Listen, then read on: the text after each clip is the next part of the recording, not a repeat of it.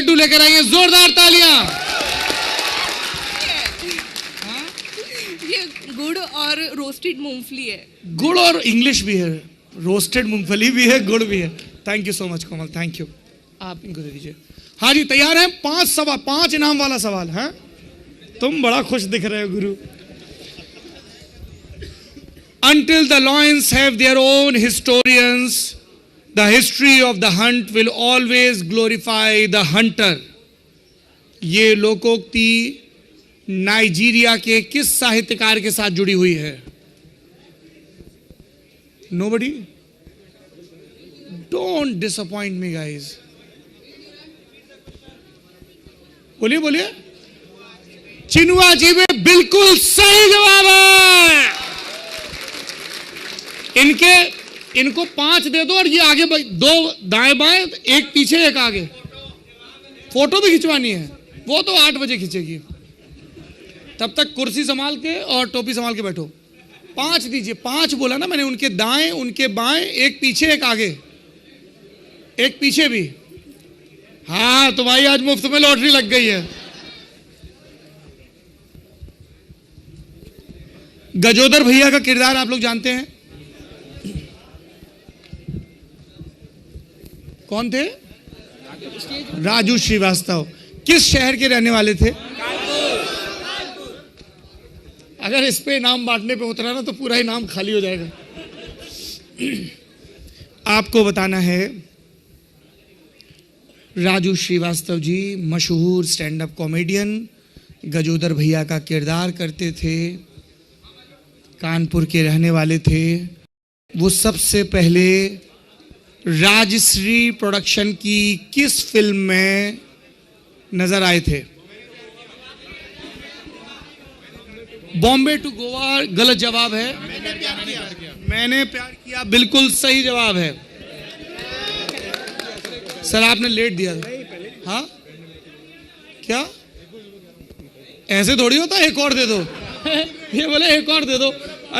अरे 5 तो चिनुआ चीबे के लिए था। अच्छा ये सवाल बहुत सिंपल है, बहुत सारे लोग जवाब देंगे। जितने लोग जवाब देंगे ज्यादा से ज्यादा इनाम बांटे जाएंगे। रेडी हैं? चर्चित जासूसी चरित्र ब्योमकेश बख्शी किस लेखक की कृति है? बोलिए बोलिए। गलत है, गलत है।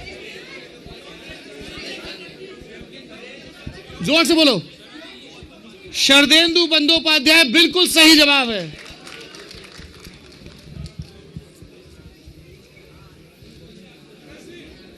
तीसरी कसम राज कपूर की फिल्म सजन रे झूठ मत बोलो खुदा के पास जाना है। यह फिल्म फणीश्वर नाथ रेणु की एक कहानी पर आधारित है। तीसरी कसम उर्फ मारे गए गुलफाम। आपको बताना है फणीश्वर नाथ रेणु की कहानी तीसरी कसम उर्फ मारे गए गुलफाम पर बनी राज कपूर और वहीदा रहमान की फिल्म तीसरी कसम के डायरेक्टर कौन है? बिल्कुल सही जवाब है शैलेंद्र।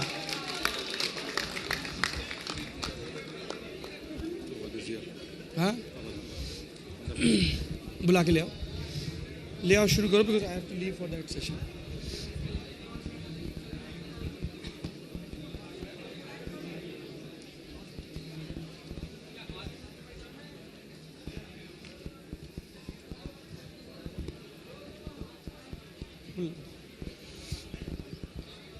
हाँ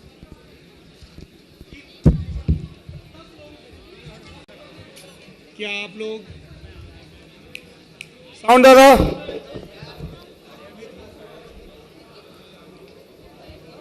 क्या आप लोग अवध ओझा का इंतजार कर रहे हैं?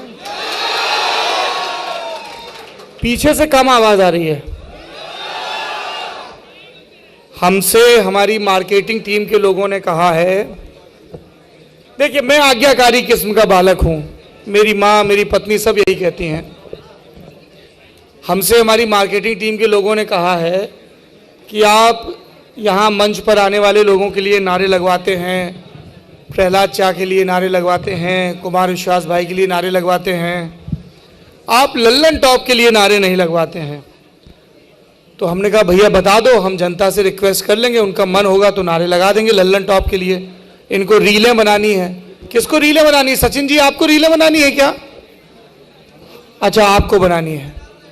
तो हमने पूछा कि बता दीजिए, थोड़ा ध्यान दीजिए इधर, फिर जरूरी ब्यौरे छूट जाएंगे। आने दीदी आने दीजिए, ये वॉलंटियर जो हैं आने। देखिए जो आ रहा है उसको रोक के मत, प्लीज हाथ जोड़ के बुलाया है, ये यही आपकी शक्ति है। अरे सर रुक जाइए, मैं अनाउंस करूँ, आप सुपरस्टार हैं, 2 मिनट रुक जाइए। आइए आइए जी, फटाफट बैठिए।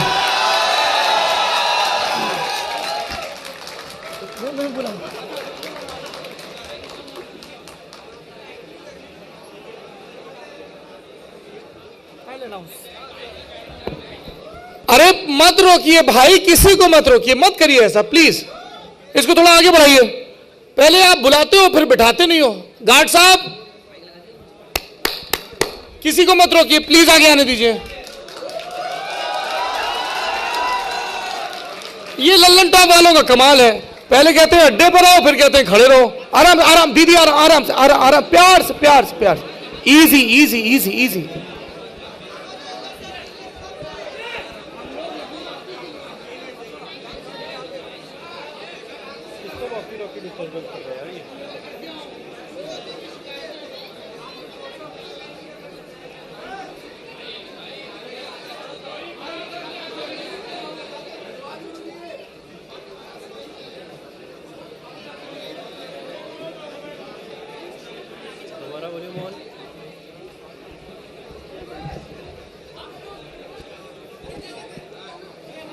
आज तुम लोगों को पता चलेगा इश्तिहार देख के जो सनस्क्रीन खरीदी है वो कितनी इफेक्टिव है।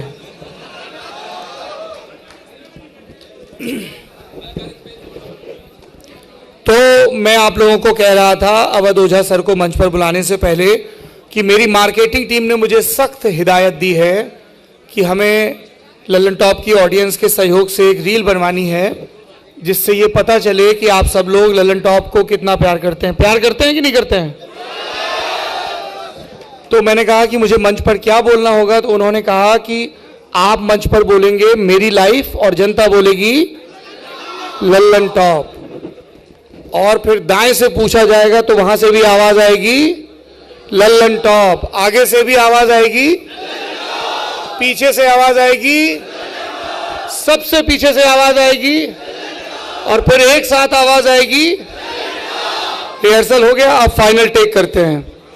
एक बच्चन अमिताभ तो तुम लोगों के अंदर भी है।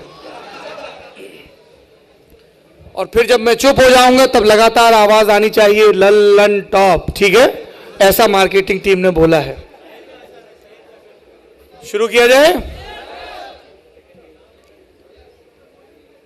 मेरी लाइफ पीछे की तरफ से, आगे की तरफ से, बाईं तरफ से, दाईं तरफ से, बीच की रो से, पीछे की रो से, पूरे अड्डे से लल्लन टॉप। मैं मंच पर आमंत्रित कर रहा हूं मेरे बड़े भाई, इतिहास को रोचक बनाने वाले, इतिहास के द्वंद्व को अपने ह्यूमर, अपनी जानकारी के दौरान सही ढंग से समझाने वाले, इतिहास के अंतर विरोधों के लिए हमारे अंदर दृष्टि पैदा करने वाले दृष्टा शिक्षक अवध ओझा।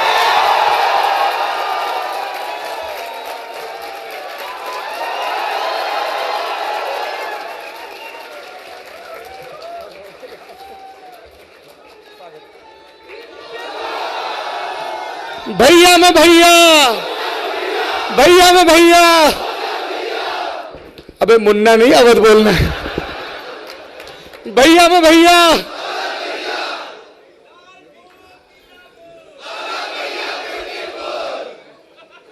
बस एक ही बार।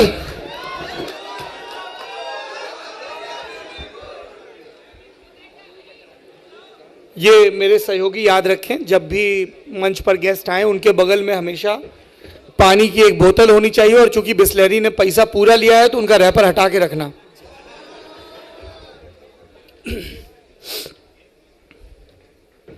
जल्दी चले आओ, लेट हो ओझा सर बहुत डांटते हैं क्लास में लेट आओ तो। थोड़ा साइड में भी खड़े हो सकते हैं, जिनको पीछे से नहीं दिख रहा है वो यहां मंच के किनारे से ज्यादा करीब से देख पाएंगे कि अवध ओझा सर ने लाल रंग का गमछा डाला है कि थोड़ा गुलाबी गमछा है। आ जाओ आ जाओ आ जाओ, बहुत बढ़िया।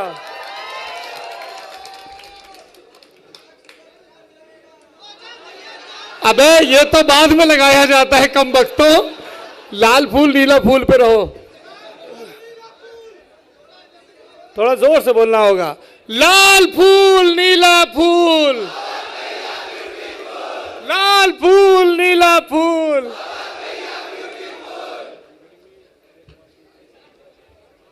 अभी good to go. Awadh Ojha sir से बात करने के लिए सबसे पहले आपको आपस में बात करना बंद करना पड़ेगा। अच्छा ये, अरे भाई ये गड़बड़ मत करो जी। हेलो हेलो हेलो हेलो आवाज, hello hello hello hello hello. देखिए सारी व्यवस्था आपके लिए है। हमारे सिक्योरिटी वाले कहते हैं आगे लोगों को नहीं बिठाओ, भीड़ बढ़ जाएगी। सिक्योरिटी वालों के लिए आप भीड़ है, मेरे लिए आप लोग लल्लन टॉप परिवार हैं, इसलिए बिल्कुल आगे तक बिठाया है। लेकिन हमारी सुविधा दूसरे की असुविधा से शुरू नहीं हो सकती, इसलिए प्लीज थोड़ा सा पीछे हटिए। बिल्कुल सेशन स्टार्ट नहीं होगा, दिस इज रॉन्ग। ये आप लोगों का आयोजन है, अपने आयोजन में कोई रायता थोड़ी फैलाता है, बगल वाले के में फैलाता है। बगल वाले में भी नहीं फैलाना है, गंदी बात है। थोड़ा पीछे हो जाइए। कितना बढ़िया जैकेट पहन के आए तुम भरी दोपहरी में, थोड़ा पीछे हो जाओ, बहुत बढ़िया। ठीक है, देखिए ये मैं आपको कल भी प्रॉमिस कर चुका हूं, आज फिर दोहरा रहा हूं। अगले लल्लन टॉप अड्डे में इससे 2.5 गुना बड़ा पंडाल होगा। कितना बड़ा? लेकिन इस अड्डे में तो आपको सहयोग करना है ना, ठीक है। अभी अवध ओझा सर, फिर आशीष सोलंकी, फिर जाकिर खान, रागीर, जय विजय सचान, रश्मीत कौर, इतने सारे लोग, आप प्यारे प्यारे लोगों। एक सेकंड देखो बेटा, यहां तो खलीफा बनना नहीं है। काहे से घर हमारा बुंदेलखंड में है, चंबल के किनारे। सुन तो लो। अरे और अवध ओझा सर ने गुंडई करना नहीं सिखाया, वो करके छोड़ चुके हैं। अरे अबे गोली चलाने के बाद शिक्षक बन गए, तू बैठा रहे, नहीं तुझे पहले जमा कर लेंगे, ठीक है। अरे तसल्ली रखो, तसल्ली। इसीलिए मैं आगे नहीं बिठाता हूं, ठीक है। उत्पात नहीं मचाना है, हमने भी बहुत मचाया, ठीक है। बहुत सभ्यता से बैठना है, और अवध ओझा भी नहीं चाहेंगे कि वहां सुबह से शाम तक सिर्फ वही बोलें। आप सब लोगों को सुनिए, यही तो सीखा क्या है, सिर्फ गोली चलानी सीखी है। अरे बस इतना नहीं फैलना बेटा कि हम ना समेट पाए, बस। मैं मंच पर आमंत्रित कर रहा हूं। सीट पीछे करनी है तो करवाओ ना, फिर क्या उनको क्या बोल रहे हो। देखो डांट सिर्फ तुम्हें नहीं पड़ती, हमारी टीम वालों को भी पड़ती है, पर आपका मार्कर तो वहां है।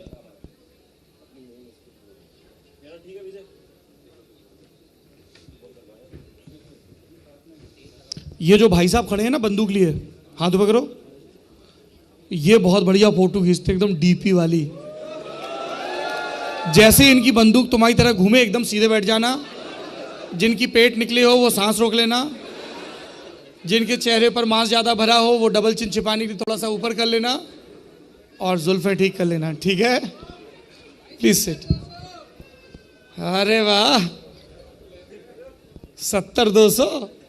मैं मंच पर आमंत्रित कर रहा हूं अवध ओझा सर से बातचीत करने के लिए मेरे सहयोगी सिद्धांत मोहन को। उनके लिए भी तालियां बजा दीजिए थोड़ी।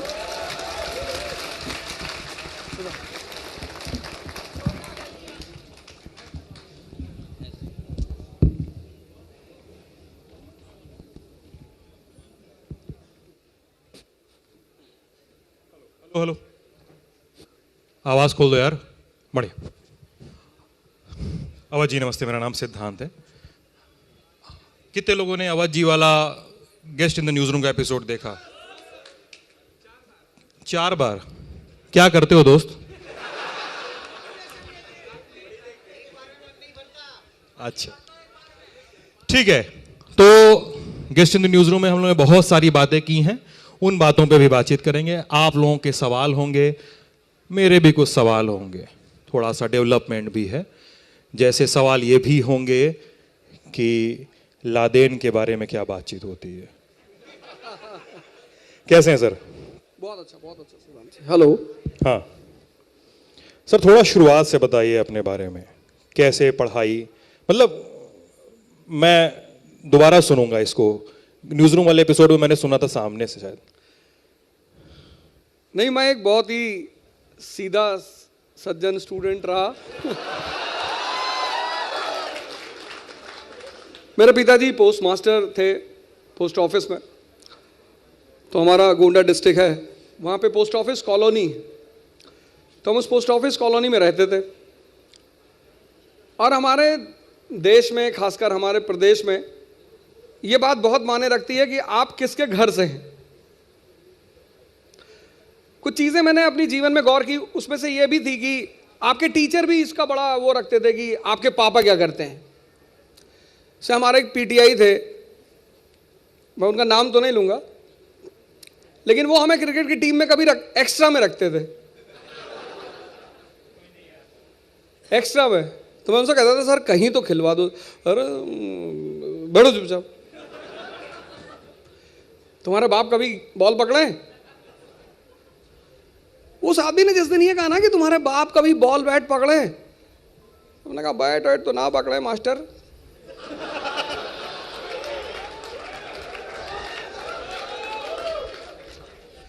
लेकिन उनका लड़का पकड़ा है। और आज शाम को बताएंगे बैट चलाया कैसे जाता है। हर आदमी की, जैसे अभी सौरभ भाई तुमसे कुछ बोल रहे थे, जब भी तुमसे कोई बड़ा बोले उसका सम्मान करो, उससे जबान मत लड़ाओ। लेकिन एक बात और याद रखो, अगर तुमसे कोई अपनी गरिमा के विपरीत बदतमीजी कर रहा है, गरिमा, ये शिक्षक की एक गरिमा है, शिक्षक तुमको धमकी नहीं दे सकता भाई तुमने क्लास में बदतमीजी की, अब हम तुमसे ये नहीं कह सकते आओ बाहर, नहीं। वही मैं कह रहा हूं, अपनी भावना को हमेशा संयमित रखना चाहिए। लेकिन अब कोई शिशुपाल बन रहा है तो मारना तो पड़ेगा ही भैया।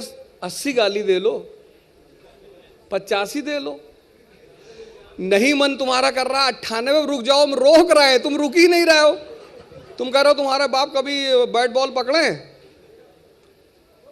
तो हमारे एक दोस्त हैं, तो उन्होंने कहा कि हमने कहा यार ये मास्टरवा बहुत परेशान किए हैं। और मैच कानपुर में था। मजेदार बात ये थी, जिसको सौरभ ब्रह्मांड का केंद्र मानते हैं। सौरभ भाई उसको ब्रह्मांड का केंद्र। तो हमने कहा आज अगर ये ना खिलाई तो अब हम खेलब। तो कहें मास्टर एक काम करो भाई, हम कहीं ने कहा यूरिया का बोरा उड़ा है दो और 3-4 बैट। उनको पता चल गया था बाद में कि ये सब कांड कौन किया है, लेकिन तो क्या हुआ जब पता चला? तब क्या हुआ? पता उनको ये थोड़ी पता था कि वो कहते थे मुझे पता है ये किसने किया। मैंने आप गुरु है हमारे सर, हम कैसे देखा सर हमें शर्म आ रही कि आप हमारे ऊपर इल्जाम लगा रहे। फिर उन्होंने मुझे खिलाया मैच। ये तो बात की कहानी। पहले की कहानी ये है कि मैं अब चूंकि एक सामान्य घर से था, तो सामान्य घर में क्या होता है, हमारे यहाँ क्या होता है कि लोग हमारे माँ बाप हमसे कहते देखो बदमाशी न की हो, तो हर बाप विधायक नहीं है। तो हमने सोचा ये बात हमारे बच्चों को ना कहना पड़े कि तुम्हारा बाप विधायक नहीं है, करो बदमाशी जितना करना है। मेरी लड़की का एडमिशन हुआ अभी एक स्कूल में, तो वहाँ 60% से जिसका कम होता है उसको वो फॉरेन ट्रिप पे नहीं ले आते। हर साल ट्रिप पे ले आते हैं, एक नेशनल एक इंटरनेशनल। तो जिसका 60% से कम होता है वो उसको फॉरेन ट्रिप पे नहीं ले आते। तो कल हमसे बोली गई पापा हम इस स्कूल में नहीं पढ़ेंगे। हम कहा क्यों? कहीं हमारा 60 कभी आएगा नहीं। हमने कहा चलो ठीक है कॉपी चेंज करवा देंगे। अच्छा, आप यूपी बोर्ड से पढ़ेंगे सीबीएसई से? सीबीएसई से। सीबीएसई से। तो आदमी को एक अच्छा रहना चाहिए, अपना एक अच्छा आदर्श बनाना चाहिए। और मेरे ख्याल से आज का जो समय है उसमें कृष्ण से अच्छा आदर्श कोई नहीं। कोई तुमको इतना प्यार करे उसको इतना करो, कोई तुमको इतना सम्मान दे उसको असीमित दो। तुम अगर कृष्ण का कैरेक्टर देखो तो वो आज के समय का सबसे अच्छे कैरेक्टर है। वो हर सवाल का जवाब उनके पास है। लेकिन और अपने आप को स्ट्रांग बनाओ, मजबूत, मानसिक तौर पे, शारीरिक तौर पे, कि जैसे आज तुम यहां खड़े सुन रहे हो, बैठे सुन रहे हो, कल तुमको भी लोग सुने। हम भी कभी वहीं बैठे रहे होंगे, हम भी लोगों से मिलने गए होंगे।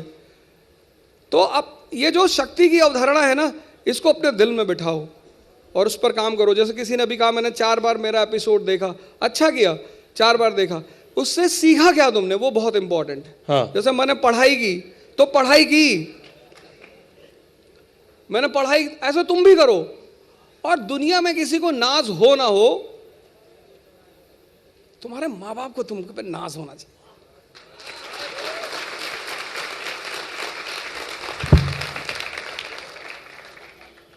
मतलब मैं समझता था कि इतना स्वच्छंद होना यूपी बोर्ड में ही होता है, लेकिन आपने सीबीएसई वालों के लिए मेरी जो अवधारणा थी उसको तोड़ा है। अच्छा, कितना व्यस्त रहते थे क्लासरूम के बाहर आप जब स्कूल में थे? मतलब दोस्तों के साथ अड़ी पे, यार लौंडे बुलाने पड़ेंगे, उस वाले मोड में कितना रहे आप? नहीं, मेरी अटेंडेंस 39% थी सिर्फ। तो मेरा फादर प्रिंसिपल थे मिस्टर गोविया, सब तो वो रहे नहीं।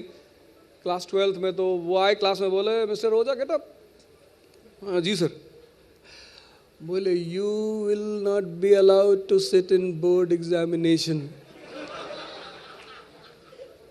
बोले तुमको बोर्ड की परीक्षा नहीं देने दी जाएगी। मैंने गुरुजी बहुत अच्छा है,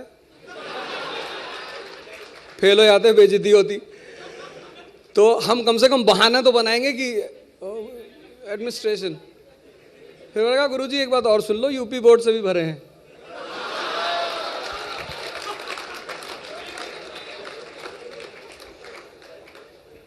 तो उन्होंने मुझसे कहा कि कुछ नहीं कर पाओगे जिंदगी में। मैंने कहा सर ये आप थोड़ी डिसाइड करोगे, ये तो वो करेगा। अगर स्कूल सब कुछ डिसाइड करता तो लालू जी, मुलायम सिंह यादव जी, नरेंद्र मोदी जी पता नहीं किस स्कूल से पढ़े हैं, देश के सर्वोच्चतम सत्ता में है, ये तो कोई और ही डिसाइड करेगा ना। खैर बाय द वे 39% से आप अंदाजा लगा सकते हो कि मैं कितना स्कूल रहता रहूंगा। लेकिन एक घटना और घटी, अटेंडेंस रजिस्टर ही गायब हो गया। उसका भी पता नहीं चल पाया वो किसने किया। हाँ, उसका पता नहीं चल पाया, मैंने बहुत बाद में जाके गिफ्ट किया उनको। क्योंकि उनको पता नहीं था। लेकिन एक बात याद रखो, जिससे भी सीखो उससे उसकी पॉजिटिव बातें सीखो। ये मैं इसलिए तुम्हें सुनाता हूं कि तुम लोगों में से बहुत लोग मेरे पास आते हो, कहते हो हमने कभी पढ़ाई नहीं की। अच्छा किया, अब समय है पढ़ने का ना, हर चीज समय पे करनी चाहिए। नर्सरी में टॉप करके क्या बिगाड़ लेते लाइफ में, अब टॉप करो ना आईएएस में। अब सही समय है तुम्हें टॉप करने का, अब सही समय है तुम्हें रैंक लाने का। ये मेरी बात सुनो, अगर तुम नर्सरी में नहीं टॉप किए कोई बात नहीं, क्या मिलता? नर्सरी में टॉप कर लेते क्या मिलता? एक पेन बॉक्स मिलता। स्कूल वाले यही तो देते थे, पेंसिल का एक बॉक्स देते थे, बड़ा फीलिंग होता था नोबेल प्राइज जैसी कोई चीज मिल रही। अब लाओ ना फर्स्ट रैंक, अब सही समय है फर्स्ट रैंक लाने का, अब सही समय है टॉप करने का। इस समय को इस्तेमाल करो, अपनी यूथ को इस्तेमाल करो। अच्छा अवध सर, ये एक मेरी जिज्ञासा भी थी कि घरों में नंबरों का बड़ा दबाव है। आप नर्सरी में ख़राब नंबर ला रहे हो, कक्षा 4, 5, 6, 7, 8 तक ख़राब नंबर ला रहे हो, और आप एक ब्रांड बन रहे हो। फिर अपने घर में ही आपकी एक ब्रांडिंग हो रही है कि आप एक सफल स्टूडेंट नहीं हो, और आखिर में आपको गल्ले पे बैठना पड़ेगा पापा के, या ठेका उठाना पड़ेगा पीडब्ल्यूडी का अगर इलाके का माफिया उठाने दे तो, या रेलवे का ठेका उठाना पड़ेगा अगर उधर के विधायक इन्वॉल्व ना हो तो। काम अपने मन का जो करना चाह रहे थे, जो तुम बचपन में सपना देखे थे, जो मम्मी पापा से हंस के कहते थे कि डॉक्टर बनेंगे, पायलट बनेंगे, इंजीनियर बनेंगे, एस्ट्रोनॉट बनेंगे, वो ईंट और गिट्टी के भाव में दब जा रहा है? नहीं, मुझे एक उम्र के बाद ही पता चलता है कि जीवन में गोल किसे कहते हैं। नर्सरी में किसी को नहीं पता होता। हमारे पेरेंट्स बहुत सारे बेचारे नहीं जान पाते, मैं उनको दोष नहीं देता, क्योंकि समाज एक रास्ते पे चलता है। या तुम अपने में देखो, आपस में देखो, अगर तुम्हारे में से किसी का एसएससी में सिलेक्शन हो गया, बैंक में हो गया, तो तुम्हारे माता पिता कितने प्रेशर में आते हैं, देखो तुम्हारे लड़के का हो गया। हमारे समाज का एक ढर्रा है, एक पैटर्न है। हमारे समाज में सरकारी नौकरी की बड़ी इज्जत है। बचपन से हमें बताया जाता है कि भैया आप पढ़ रहे हो क्योंकि आपको नौकरी करना है। अब कौन आदमी क्या बनने को पैदा हुआ है ये तो बाद में अब तुम अपना गोल बना सकते हो, ये राइट टाइम है तुम्हें गोल बनाने का। तो हमारे परिवार में आमतौर पर, और ये मॉडर्न एजुकेशन से जब शुरू हुई बात अंग्रेजों से, तभी से ये बुराई पनपी। भारत तो महान लोगों का देश है ना, जो तुम पुराणों में पढ़ते हो, महाभारत में पढ़ते हो, वो सही था, वो सारे लोग थे इस देश में। ऐसी इस देश की एजुकेशन पॉलिसी थी, क्योंकि एजुकेशन का काम सिर्फ नंबर लाना नहीं है। अभी मैं आप में से कह दूं, किसी को बुला लूं कि आओ यहां से बोलो, आप नहीं बोल पाओगे, आप परेशान हो जाओगे। कमेंट में आके सब लिखते हैं। हाँ, आप नहीं बोल पाओगे, आप परेशान हो जाओगे।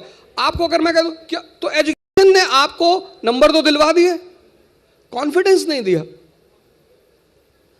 और जीवन नंबर पे नहीं चलते, कॉन्फिडेंस पे चलते हैं, डेयरनेस पे चलते हैं, एंथुजियाज्म पे चलता है। कितना ट्रोल करते लोग मुझको,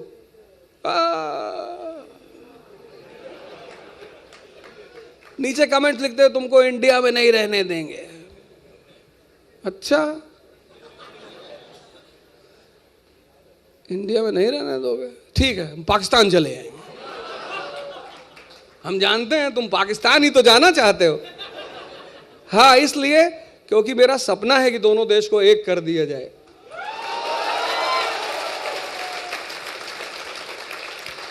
तो एजुकेशन के साथ साथ, एजुकेशन तो बहुत इंपॉर्टेंट है, एजुकेशन के साथ साथ जो दूसरी चीज इंपॉर्टेंट है वो पर्सनालिटी। तुम उस पर भी काम किया करो। ये प्रीलिम्स, ये मेंस, ये इंटरव्यू, यहां पे तुम प्रेशर में ही आके तो ज्यादातर लोग फेल होते हो। मैंने कितने स्टूडेंटों को देखा जो प्रीलिम्स के दिन इंपेशेंट हो जाते हैं, बुखार चढ़ जाता है। मैंने तो एक आदमी को देखा, एक लड़का बहुत अच्छा, मतलब उसको आज की डेट में इतनी इंफॉर्मेशन है कि अच्छे अच्छे टीचरों को वो ध्वस्त कर दे क्लास में, इतना नॉलेजेबल लड़का है। लेकिन अभी उसका प्रीलिम्स नहीं निकला, 5 अटेम्प्ट दिया उसने, क्योंकि जब वो एग्जाम देने आता है तो वो अंडर प्रेशर आ जाता है। दंगल का एक थीम सॉन्ग है, दंगल मूवी है ना, उसका एक थीम सॉन्ग है, माँ के पेट से मरघट तक है तेरी कहानी दंगल दंगल। तुमने वो गाना सुना होगा, उससे सीखा नहीं। तुम अगर अपनी जीवन में बैक फ्लैश में जाओ तो माँ बाप ने क्या कहा था कि 10th पढ़ लो भैया कायदे से, बस तुमने पढ़ लिया। फिर उन्होंने कहा भैया 12th के बाद भैया कोई पढ़ाई नहीं, तुमने फिर पढ़ लिया। फिर उन्होंने कहा IIT निकाल लो भैया, बस जिंदगी में ऐश, तुमने IIT निकाल लिया। अब कह रहे IAS नहीं बने तो कुछ बने ही नहीं। फिर तुम IAS बन जाओगे, फिर वो तुम्हारे यहाँ का विधायक तुम्हारे ऑफिस में आएगा ऐसे गमछा वमछा डाल के कि यार, और तुमको उसका बैकग्राउंड पता होगा कि ये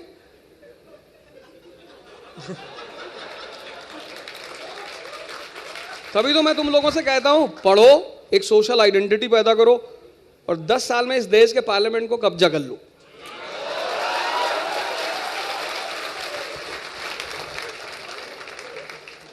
अवध जी, घर में तुड़ैया उड़ैया हुई आपकी? मतलब बहुत बहुत बहुत। किसने, मम्मी ने, पापा ने? पिताजी तो माताजी को एक बार घर से निकाल दिए, मम्मी ने पापा को घर से निकाला? हाँ। अच्छा। कहे हमारे लड़के को मत मारना, तुम जाओ। उनका कहना था पढ़ो, जैसे आम पेरेंट्स होते हैं।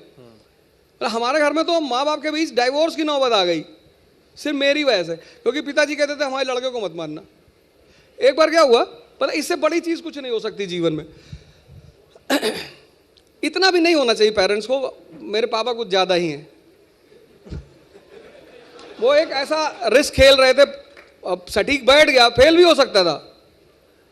तो स्कूल में एक शराब की बोतल पकड़ गई आपके बैग से? ना, स्कूल में, हाँ मेरे समय। हाँ। तो स्कूल में कुछ भी गलत हो तो प्रिंसिपल को एक ही नाम याद आता था, अवध ओझा। मैं जब उससे कैरेक्टर सर्टिफिकेट मांगने गया, मैंने कहा फादर मुझे मेरा कैरेक्टर सर्टिफिकेट चाहिए। बोला विच कैरेक्टर?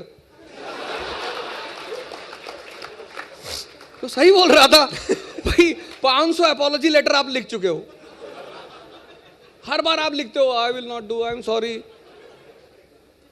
तो उसने बुलवाया मुझे, बोला you bring liquor in the school? No father.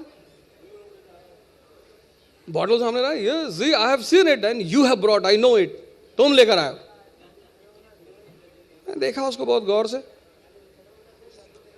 फिर मैं क्लास में गया भाग के, फिर मैं अपना बैग लेके प्रिंसिपल के पास आया, कहने का father my bottle is in my bag.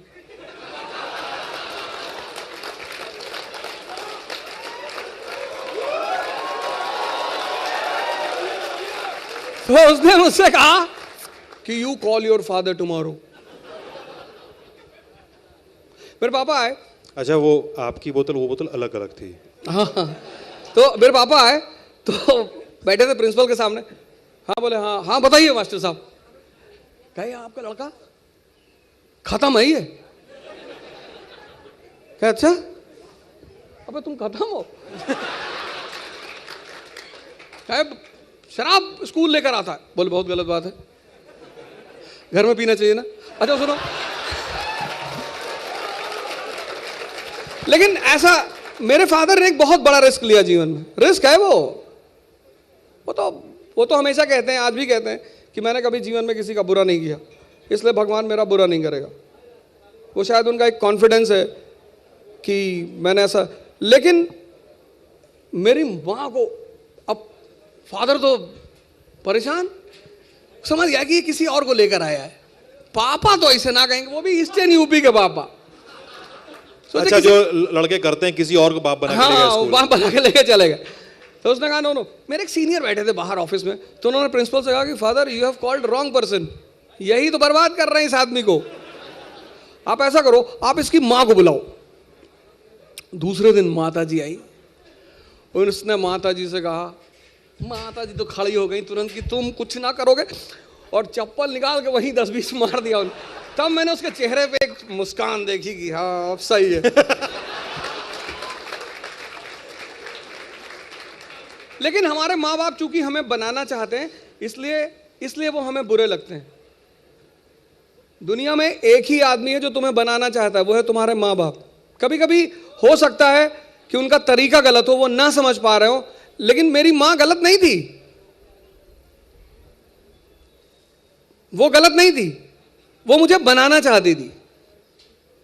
मेरे फादर का अपना सोचना था, उनकी एक फिलॉसफी है कि तुमको संसार बर्बाद करेगा। तुम में से जो लोग सिगरेट पीते होंगे, किसी को घर वालों ने नहीं सिखाया होगा, बाहर वालों ने ही सिखाया होगा, राजपूत ले जाओ अंदर।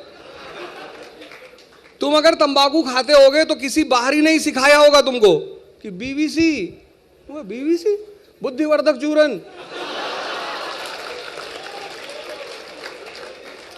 तो मेरे पिताजी का यह मानना था कि दुनिया तुम्हें बर्बाद करेगी, हम ही कर देते हैं। तो दुनिया का वो ऑप्शन ही छीन लिया। जो दुनिया का ऑप्शन है तुम्हें उलझाने का, तुम्हें बर्बाद करने का, तुम्हें भटकाने का, इसलिए अपने माँ बाप से जब भी कुछ करना, चाहे वो तुम्हें जितना मारे, उनको बताना जरूर, क्योंकि उनके पास एक धन है अनुभव का, वो तुमको तुमसे उसको बांटेंगे। माँ बाप की सुनना, देख रहा हूं 35-36 टुकड़ा हो गया। माँ बाप की सुनना, माँ बाप से बात करना, उनके अनुभव का फायदा उठाना, क्योंकि तुम्हारे पास एक चीज की कमी है, अनुभव। आप आफताब और श्रद्धा वाले केस की बात कर रहे हैं? नहीं, मैंने तो ऐसे ही ये बोल दिया, ऐसे ही। कितना मजा आ रहा ना, शराब और सिगरेट की बात हो रही है तुम लोग को, तो ना नुकसान करता है, मत सेवन करो। मैं मंच से इसलिए बोल दे रहा हूं कि ये जरूरी भी होता है बोलना। अच्छा अवध जी, ये बताइए कि ऐसा ही एक किस्सा है कि आपके पास से माचिस की डिब्बी बरामद हुई थी, और वहां पे आपकी क्लास लगी थी, माचिस की डिब्बी बरामद हुई इस वजह से नहीं, कोई और रीजन था? अभी मेरी सर से मुलाकात भी हुई, मेरे जिन्होंने तुड़वाया था? हाँ हाँ अच्छा। अभी जस्ट हुई, कानपुर में शादी थी उनके लड़के की, तो उन्होंने मुझे बुलाया था अभी 5 दिन पहले की बात। तो मेरे कई टीचर ऐसे थे जो मुझे बचपन से मानते बहुत थे, इररिस्पेक्टिव ऑफ ऑल ऑड्स, वो बहुत मानते। जैसे उसमें से एक सर है हमारे, अभी भी है, mister CB Singh, Chandrabhushan Singh, army के आदमी थे, टीचर बन के आए, और वो आदमी हमको इतना मानता था, पता नहीं क्यों। हमसे कहते थे तुम ही कुछ करोगे जिंदगी में, पता नहीं क्या देखते थे वो मेरे अंदर। तो CB सर और सिद्दीकी सर दोनों दोस्त थे, एक आदमी मैथ्स पढ़ाता था, एक ज्योग्राफी पढ़ाते थे, और दोनों साथ में रहते थे। उनकी दोस्ती एक मिसाल है, आज भी हिंदू मुस्लिम जो दोस्ती देखी जाती है, उन दोनों की दोस्ती एक मिसाल है। साथ में नौकरी छोड़ा, मतलब एक आदमी को वार्निंग मिली, दोनों ने साथ में नौकरी छोड़ दिया। उनका ये प्रण था कि हम जीवन भर साथ में रहेंगे। साथ में शादी की, अलग अलग। तो उन्होंने, सिद्दीकी सर थोड़ा सा कभी कभी स्मोक कर लेते, तो हमसे पूछे एक दिन, कहे कि अवध, हमने कहा जी सर। बोले माचिस है? मैंने कहा हाँ सर। बोले हाँ, दिए। क्या माचिस लेके क्यों घूम रहे हो? मैंने कहा सर घर में खत्म हो गई थी तो मम्मी ने मंगाया था। इतना बोले तब तक लगा एक खींच के, तो बाल पकड़ लिए। बोले काहे मारे, ये नहीं पूछोगे? हम कहे काहे? झूठ बोल रहे हो, झूठ। माचिस खुली हुई है और सिर्फ 7-8 तीली है। तो एक बात उन्होंने कही मुझसे, बड़ी अच्छी बात कही। उन्होंने कहा एक बात मेरी सीख के जाना, झूठ जब बोलना जब पकड़े जाने की संभावना ही ना हो। अगर तुम झूठ बोले और पकड़ गए तो संसद भवन का दरवाजा तुम्हारे लिए खुलेगा नहीं।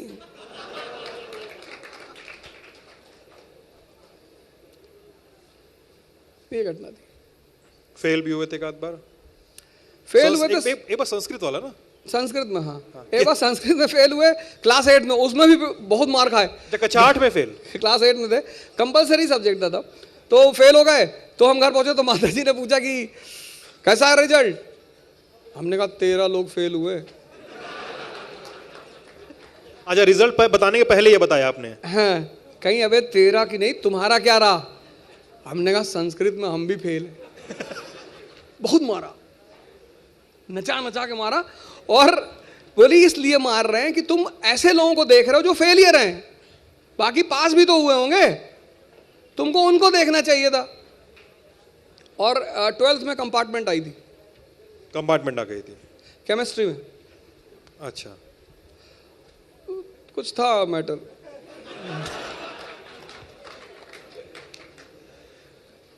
लेकिन अब तुम मुझसे पूछो कहीं से भी, कॉन्सेप्ट तो शायद ही मेरा भूलता हो। मैंने एक शौक बनाया जीवन में पढ़ने का, और वो भी टीचरों की वजह से। टीचर, हमें इलाहाबाद पहुंचे, एक टीचर मिला, एम्पैथी, बॉटनी पढ़ाते थे सचदेव कृष्णा कोचिंग में। क्या पढ़ाते थे वो, मतलब हमें कोई इंटरेस्ट नहीं था पढ़ने में, उस आदमी ने उस इंटरेस्ट की धारा दिया। वहां पे एक कॉलेज है, इवनिंग क्रिश्चियन कॉलेज, उसके टीचर थे बॉटनी के, वो पढ़ाते थे। फिर HS उपाध्याय सर थे। फिर इन लोगों से मुझे ये पता चला कि यार एजुकेशन का काम क्या है। एजुकेशन तुम्हें,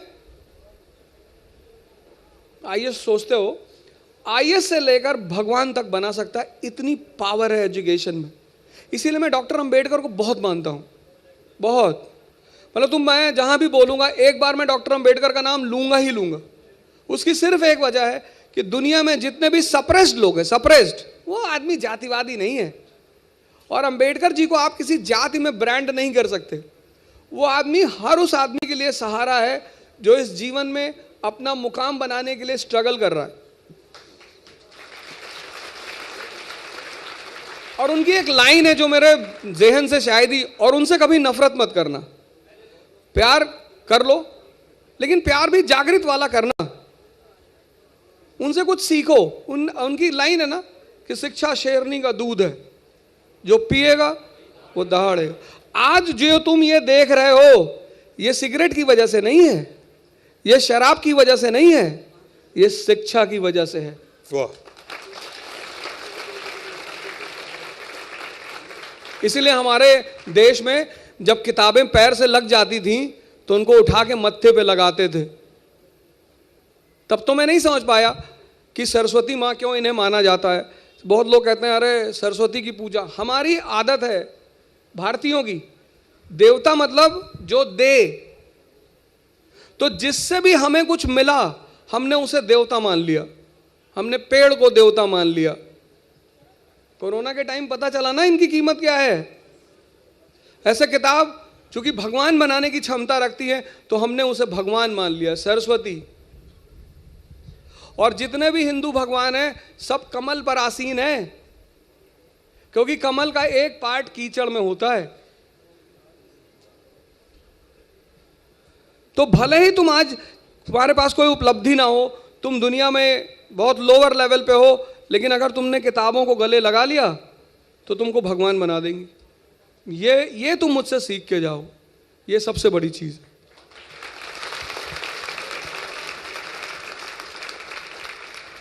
अवध जी, आप इधर भी तो जब रेगुलरली क्लासेस वगैरह ले रहे हैं तो तैयारी वगैरह पढ़ते पढ़ते खुद भी होंगे ही।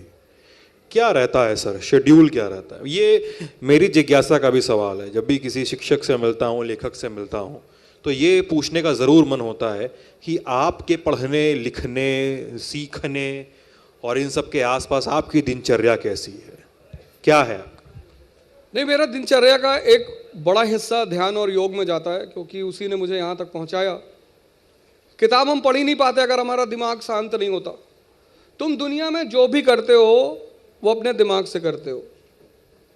जो भी तुम पढ़ने बैठे, तुम्हारे दिमाग ने एक पॉइंट तुम्हारे पास फेंक दिया, एक विचार फेंक दिया कि पापा को हाई बीपी रहती है, अनस्टेबल हो गए ना।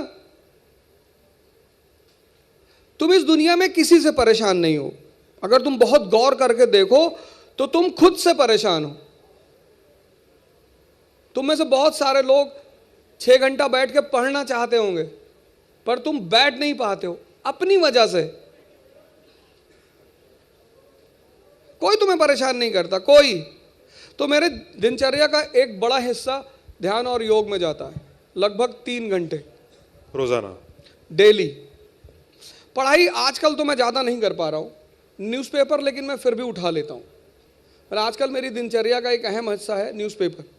बाकी मैं कोशिश करता हूँ कि मैं जब ट्रैवल करूँ तब ज़्यादा पढ़ लूँ, लेकिन न्यूज़पेपर में पढ़ता हूँ। ध्यान और योग किसी भी कीमत पे करना है, किसी भी कीमत पे करना ही करना है, क्योंकि मन की शक्ति के बिना तुम जिस तैयारी में जाना चाहते हो, कंपटीशन मतलब युद्ध, एकेडमिक्स नहीं, कंपटीशन, लड़ाई में किसकी जरूरत होती है? साहस की। तुम्हें राजेंद्र नगर में एक से एक लड़के मिल जाएंगे जो 10-10 साल से तैयारी कर रहे हैं।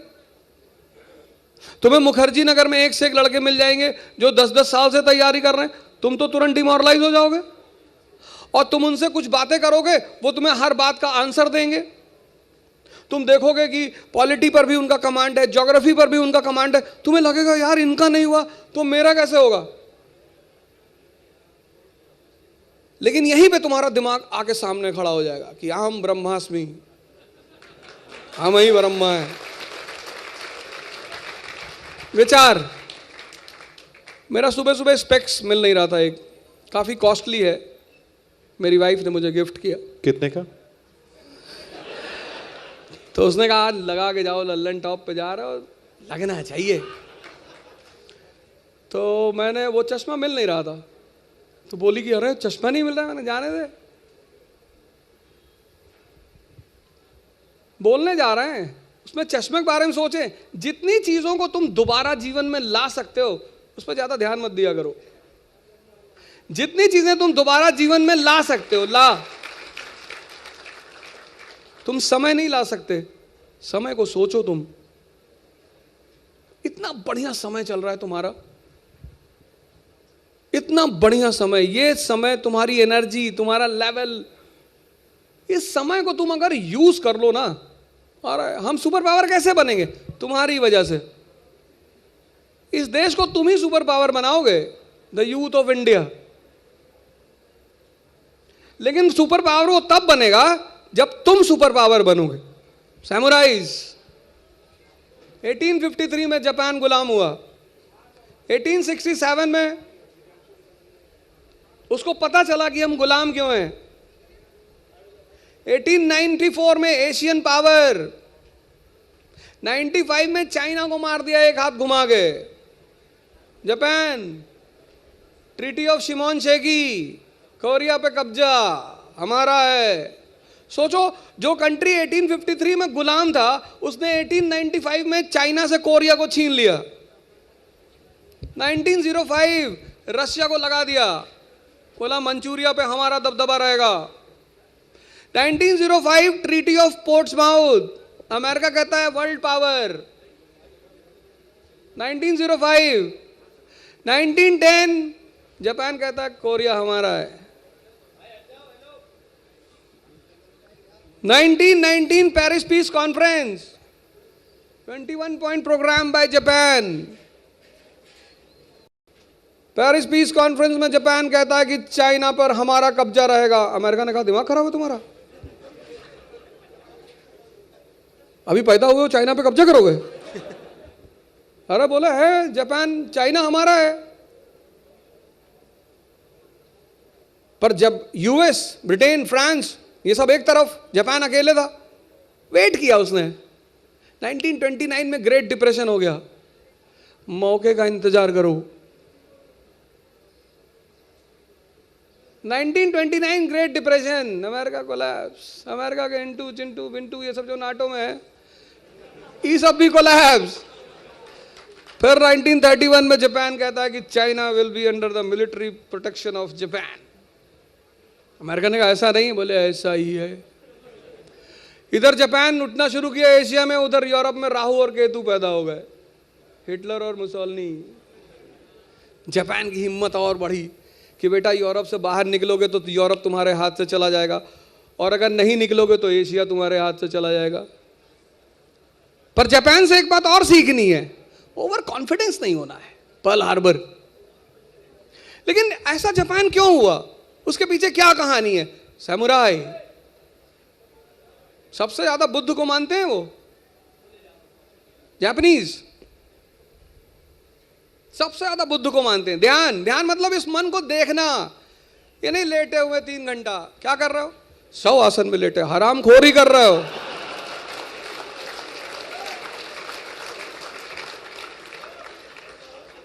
जब तुम पढ़ने बैठे और ये तुम्हें राय दे रहा है, विचार फेंक रहा है, उसी विचार को उस वक्त तुम्हें पकड़ लेना है।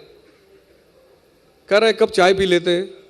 बहुत ऐसी जगह है जहां तुम्हें चाय नहीं याद आती, पढ़ाई में ही क्यों याद आती है। बहुत सारी जगह जहां पे लोग चाय नहीं सोचते कि भैया 3 घंटे से बैठे हैं, थोड़ा मन फ्रेश कर ले। यहाँ बहुत सारे गार्डन है दिल्ली में जहां लोग सुबह से बैठे रहते हैं, उनसे कह लो भैया चाय पियोगे? नहीं नहीं भाई, नहीं मन हो सकता है तुम्हारा थोड़ा, नहीं नहीं भैया फ्रेश है।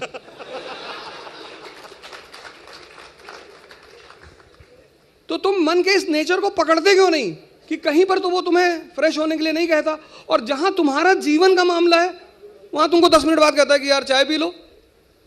बदतमीजी कर रहे हैं ना तुम्हारे साथ। तो जब तुम्हारा ही मन तुम्हारे साथ बदतमीजी कर रहा है तो दूसरों को क्या कहना। जो तुम्हारा है, तुम्हारा, जिसपे तुम्हारा कमांड है, तुम्हारा मन,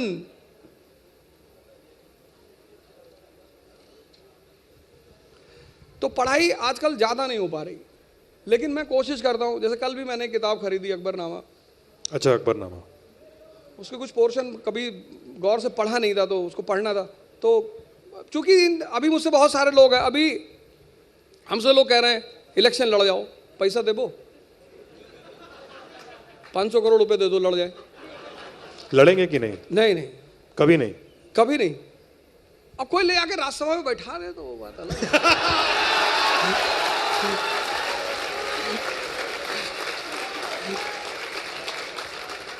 जब भी तुम किसी चीज के पीक पे पहुंचते हो तो तुम्हें प्रकृति एक बार भटकाने की कोशिश करती है।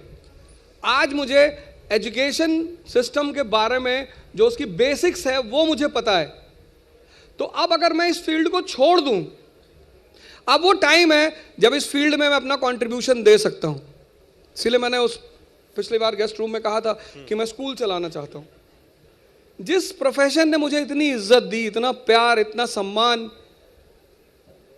एक मुद्दे पे मुझे ट्रोल किया जा रहा था। बिहार से 20 लड़के आए थे। एक मुद्दे पे मुझे धमकी दिया जा रहा था। बिहार से 20 लड़के आए थे, 20। क्या सर आपके साथ रहेंगे परमानेंट? क्योंकि मैं क्लास जाता था बिहार से। ना वो मेरे दोस्त, ना रिश्तेदार। 20 का पूरा ग्रुप आया था कि लड़ेंगे गुरुजी। फिर मैंने कहा तुम लोग जाओ, बहुत बहुत धन्यवाद तुम्हारा कि तुम आए, लेकिन तुम लोग जाओ, अभी हमको लड़ने दो। जिस किसी दिन टूटेंगे तब बुलाएंगे।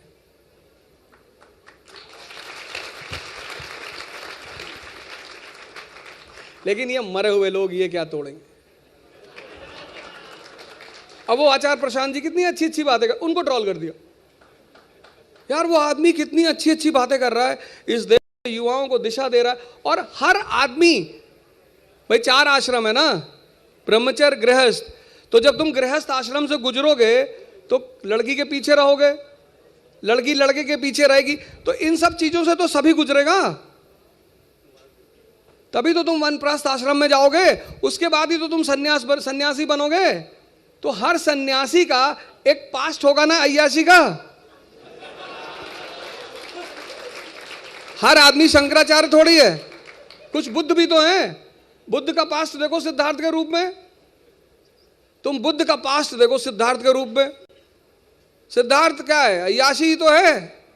लेकिन बुद्ध को समझ में आ गया, सिद्धार्थ को समझ में आ गया देख के कि ये चीजें अल्टीमेट नहीं है, कुछ और चीजें हैं।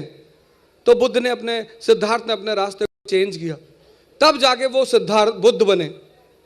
तो बुद्ध का एक पास्ट है, उस पास्ट का नाम है सिद्धार्थ। उनके पिताजी ने सोचा था कि हम इनको कभी सन्यासी नहीं बनने देंगे, तो दुनिया की सारी भोग विलास की वस्तुएं अवेलेबल करा दी। यही गलती कर गए। वो आदमी उससे ऊब गया, और जब वो उससे ऊब गया तो उसने एक नई डायरेक्शन की तलाश की, बुद्ध बन गए। तो हर सन्यासी, हर आपका भी ऐसा ही पास्ट होगा। कल आप भी जब चीजों को समझोगे, जब देखोगे कि यार रोल्स रॉयस में बैठने का मजा नहीं है, मजा है मन की शांति का। हमसे लोग कहते हैं गमछा पहन के काहे टहलते हो, तुम्हारे पेट में काहे दर्द हो रहा है? भाई अगर आप किसी गवर्नमेंट प्रोग्राम में जाते हैं, सरकार, आप आईएएस हैं, आप कैबिनेट की मीटिंग में जा रहे हैं, आप ठीक है टाई पहन के जाइए, वो प्रोटोकॉल है, आपको जाना ही पड़ेगा। पर ये तो हमारी ही संस्कृति का हिस्सा है ना। कहीं बात करने जा रहे हैं, इंटरेक्शन करने जा रहे हैं, तो पहन सकते हो, उसमें बुराई क्या है? आपने ये मान लिया कि अगर आप 50,000 की घड़ी नहीं पहन रहे तो आप अमीर आदमी नहीं है। हम तो पहने, कोई दिया है, हम तो ना खरीदे। हमारे साथ एक वकील साहब आए, हिमांशु भाटी जी, हमें कल ले गए गीतांजलि खान मार्केट में। अच्छा, हाँ। तो बोले स्पा करा लीजिए। स्पा करा लीजिए? हाँ, बोले स्पा करा लीजिए, थोड़ा ब्लीच उलीच करा। कहा है? अरे बोले का ललन टॉप पे प्रोग्राम है। अरे तो मैंने कहा ऐसी कौन सी बात है, नहा के चलेंगे यार। है नहीं, स्पा ले गए, स्पा कराए, 6200 रुपए का बिल आया। हमने कहा हम ना देंगे। वो 3-4 क्रीम लगाया, बाल में धुला वुला का, शाइनिंग। अरे मैंने कहा शाइनिंग मारेंगे, शाइनिंग इतना। हाँ, अब जैसे इन लोग का जो काम है, इन लोगों का काम ऐसा है कि इन्हें कुछ काम ऐसे होते हैं जिनको जरूरतें होती हैं। अरे नहीं, मुंह धो के आया हूं मैं। अच्छा, मुंह धो के।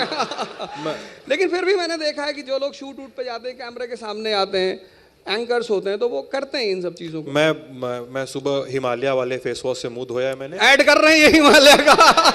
और उसके बाद एक तो वो क्रीम आती है जो बोरो करके होती है, उस पे थोड़ा सा बोरोप्लस। पानी, हाँ वो पानी वानी मिला के कोई भारी होती है वो लगा लिया कि चेहरा न फटे, और अब हम नारियल का लोग- तेल। अब हम लोग भी लगाएंगे। नहीं, बहुत अच्छा, सामान्य रहो, सिंपल रहो, तुम्हारा नाम तुम्हारी उपलब्धियों की वजह से होगा। अचीवमेंट, तुम कौन सा कपड़ा पहने हो, कौन सी स्लीपर पहने हो, उसको कोई मतलब नहीं होता। हाँ, आप एक जब सोशल रिस्पॉन्सिबिलिटी में आते हैं तो आपको थोड़ा सा समाज के हिसाब से चलना पड़ता है। तो इसलिए बहुत ज़्यादा तुम्हें अभी ये सब सोचने की ज़रूरत नहीं है कि हम कहाँ रह रहे हैं, क्या पहन रहे हैं। थोड़ा सा सिंपल रहोगे तो बहुत अच्छा रहोगे, बहुत अच्छा चलेगा। और तो अवध मैं- sir, I am sorry interrupt कर दिया आपको। अवध सर, आप भी मतलब आपके बारे में लोग बताते हैं कई कई जगहों पे बिस्तर नहीं मिला, होटल नहीं मिला, न्यूज़पेपर बिछा के सो गए आप। आपने मतलब बहुत संघर्ष का जीवन जिया है, बारटेंडर की नौकरी की, दिल्ली में बहुत दिनों तक भटके, पैसे की कमी बहुत दिनों तक रही आपको, मतलब उस फेज से गुजरे हैं आप जिसके बाद अब आप आए हैं। मतलब नहीं, मुझे ये पता चल गया था, मेरे पिताजी, मैंने कहा कि वो मेरे सबसे बड़े इंस्पिरेशन है। अपने माँ बाप की हमेशा इज्जत करना, उनसे बात करना। मेरे पिताजी ने कहा था कि 14 साल राम जंगल में रहे, भगवान बन गए, और तुम भी रह रहे हो। ये संघर्ष क्या है? कितनी बड़ी बात रश्मि रत्न ने लिखी है। वसुधा का नेता कौन हुआ, भूखंड विजेता कौन हुआ, अतुलित यश क्रेता कौन हुआ, नवधर्म प्रणेता कौन हुआ। वसुधा का नेता, तुम भी तो चाहते हो ना इस धरती पे शासन करना। भूखंड विजेता अलेक्जेंडर, सम्राट अशोक। अतुलित यश क्रेता कौन हुआ, श्री कृष्ण। नवधर्म प्रणेता कौन हुआ, बुद्ध। जिसने न कभी आराम किया, विघ्नों में रहकर काम किया। ये चैलेंज ही तो तुम्हें मजबूत करता है।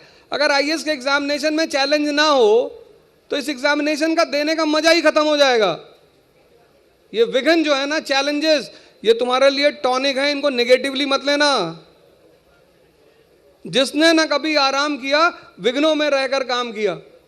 जीवन में विघ्न जब आते हैं, सोते से हमें जगाते हैं।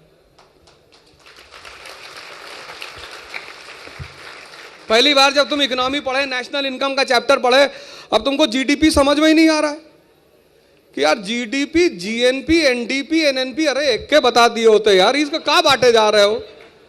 हम पहली बार इकोनॉमी पढ़ना शुरू किया, हमें लगा अरे भगवान इतना पी। जीडीपी, जीएनपी, मैं खड़े होकर पढ़ता था। मैंने एक डाइस ऐसे ले रखा था और मैं ज्यादातर खड़े होकर पढ़ता था, उससे कंसंट्रेशन बढ़ती है। और मुझे पता था कि डाइजेस्ट करना है मन में, तो खड़े होकर पढ़ता था। प्लस मैं कोशिश करता था कि मैं डिस्कस करूं। तुम जो भी पढ़ते हो, अगर तुम उसको किसी से डिस्कस कर लो, जैसे यहां पेट में सेव होता है, ऐसे यहां मन में भी सेव होता है।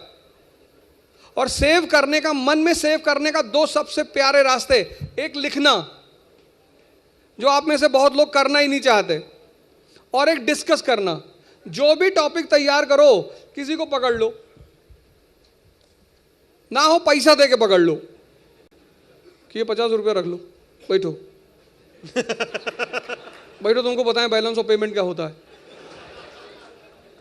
तो जब तुम किसी को समझाते हो तो समझोगे तभी तो समझाओगे। आईएएस बनने के लिए कोचिंग से ज्यादा ग्रुप की जरूरत होती है।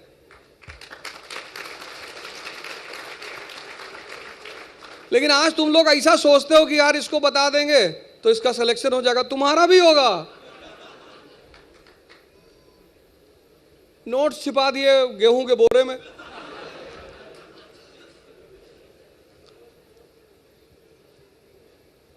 तो स्ट्रगल बहुत रहा, लेकिन मुझे एक बात एहसास हो गया था, ये बंगला साहिब गुरुद्वारा, इसलिए आज तक मैंने दो लोगों के विरोध में कभी नहीं बोला। एक सिखों को कुछ नहीं बोला, एक क्रिश्चियनों को कुछ नहीं बोला, क्योंकि इसी बंगला साहिब गुरुद्वारे में खाना खाते थे। हाँ, पैसा होता नहीं था, लेकिन एक बात और थी, तब भी मर्सिडीज खरीदते थे। तब भी अगर कोई मुझसे कहता था कि और क्या कर रहे हो दिल्ली में, मैंने कहा यार सोच रहा है कि जो है रेडिसन खरीद ले।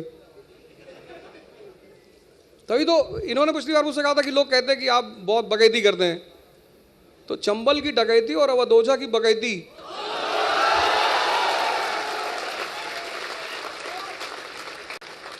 खुद को साहस देना पड़ता है ना, खुद को। बाहर से कब तक इंपोर्ट करोगे खुद को? ये मन विचार फेंकता है कि खाने को नहीं है, हाँ तो लूटेंगे। जब ये विचार देता है विचार, तो जिस वक्त ये तुम्हें विचार दे रहा है उसी वक्त पकड़ लो इसको। तो जब ये नेगेटिव दे रहा है उसको कन्वर्ट कर दो। यही है साधना, यही है ध्यान। तो जब तुम इसको निरंतर करते रहोगे तो फिर ये, जब सिगरेट पीने की आदत पड़ सकती है तो पॉजिटिव सोचने की आदत क्यों नहीं पड़ सकती? आदत ही तो है। इसीलिए लोग मुझसे बहुत प्यार करते हैं। चिढ़ता तो मुझसे कोई नहीं। लोग मुझसे कहते हैं लोग आपसे बहुत चिढ़ते हैं। नहीं, मुझसे कोई नहीं चिढ़ता। लोग सोचते हैं हम क्यों नहीं कर पा रहे, क्योंकि every human being is a outcome of his और हर सर्कमस्टेंसेस। मैंने समय देखा, स्ट्रगल देखा, धूप देखा, जाड़ा देखा, गर्मी देखा, तो उन चीज़ों ने बड़ा मैच्योर किया मुझे। आप में से बहुत लोग होंगे जिनके फादर अच्छा पैसा दे सकते हैं, आपको दिल्ली में 50,000 रुपये दे सकते हैं पर महीने का। आप मत लीजिए, आप उनसे उतना ही लीजिए जितना आपको खर्चा है। अगर 20,000 में आपका खर्चा होता है आप मत लीजिए, क्योंकि अगर 4 तारीख को आपका सारा पैसा खत्म हो गया, आपने खाने वाले को दे दिया, आपने रूम रेंट दे दिया, आपने चाय वाले को दे दिया, पान वाले को दे दिया, सब पैसा खत्म, तो अगले 25 दिन जब आपके पास पैसा नहीं रहेगा तो और क्या करोगे पढ़ने के सिवा? सारा खुराफात कहां पैदा होता है? जब जेब में पैसा हो। भाई पापा ने 50,000 भेज दिया, पढ़ने का मन नहीं कर रहा है, शिमला निकल गए, तो ठीक है, तुम्हारे पापा अगर तुम्हें 50,000 दे रहे हैं अच्छी बात है, लेकिन आप उतना ही यूज करें जितना आपको जरूरत है। और आप भी स्ट्रगल करें, कोई दिक्कत नहीं। भगवान कृष्ण, भगवान राम सब ने किया है। आप भी भगवान बनने की दौड़ में, इसलिए आप अपवाद नहीं होंगे, आप भी करेंगे। अवध जी, मेरा एक सवाल, उसके बाद हम लोग दर्शकों से थोड़ी बातचीत करेंगे, उनके सवाल लेंगे। सवाल क्या, ये सबको ही लगता है कि इस पे पूछा जाना चाहिए,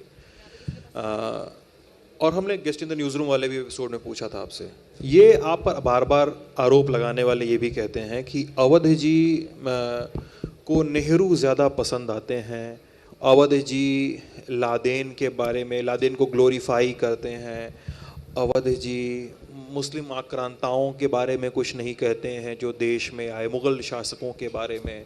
और ये आरोप लगाने वाले ये भी कहते हैं कि हिंदू धर्म की जो दिक्कतें हैं, जो उस पूरी व्यवस्था की जो दिक्कतें हैं, उसको बार बार हाईलाइट करते रहते हैं, बाकी धर्मों पे कुछ नहीं बोलते। इन आरोपों पे हम लोग बातचीत की है, इस पे बहुत विस्तार से की है, फिर भी पब्लिक सामने तो हम चाहते हैं इस पर एक बार आप बता दें। नहीं, सरकार ने औरंगजेब का रोड का नाम बदल दिया, अकबर रोड का क्यों नहीं बदला?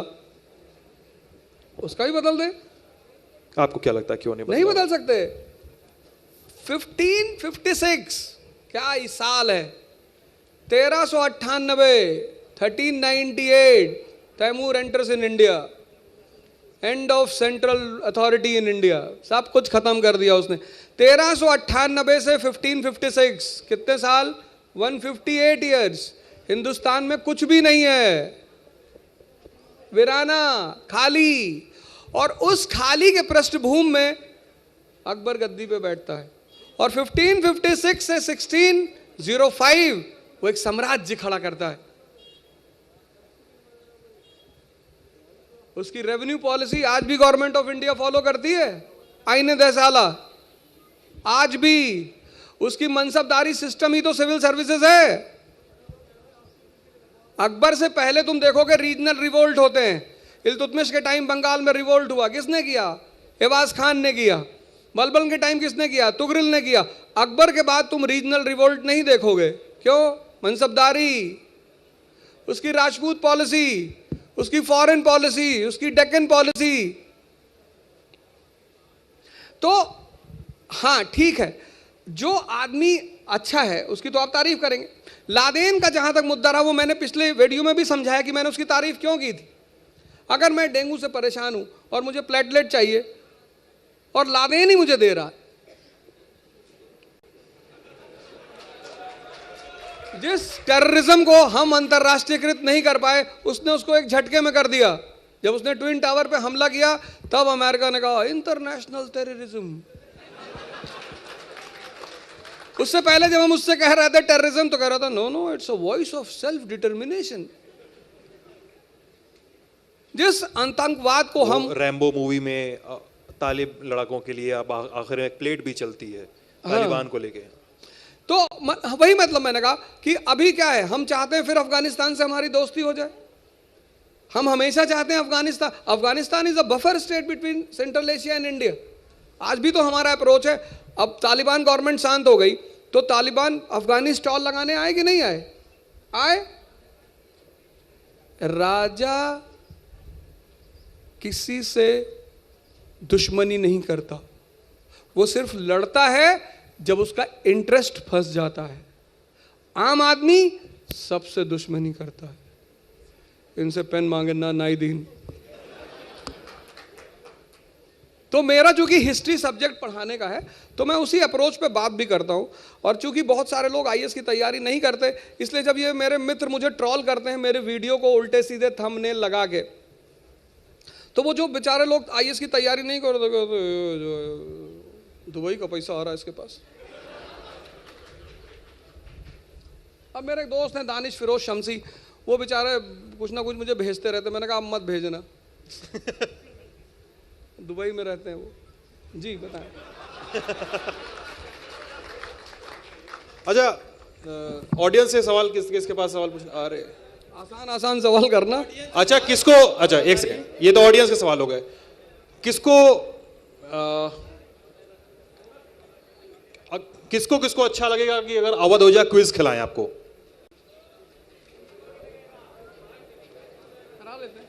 दो चार सवाल मैं चाहता हूं कि ऑडियंस के सवाल हो जाएं, उसके बाद दो चार सवालों का क्विज आप अपनी तरफ से, जिसके हम तो वो पढ़ के बोलने वाले लोग हैं ना, आप तो सब छाप के बैठे हुए हो।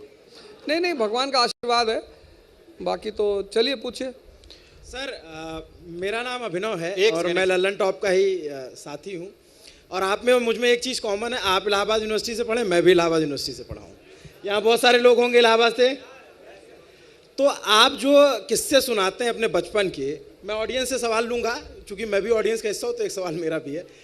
तो आप इलाहाबाद यूनिवर्सिटी आए, ताराचंद में रहे, हॉस्टल जो है, फिर वो आपको उस बकैती को धार मिली या फिर विद्या की धार मिली इलाहाबाद से? इलाहाबाद ने आपको क्या दिया? बकैती को धार मिली। जब मैंने डेकार्ट्स को पढ़ा, डेकार्ट्स क्या फिलोसोफर है डेकार्ट्स।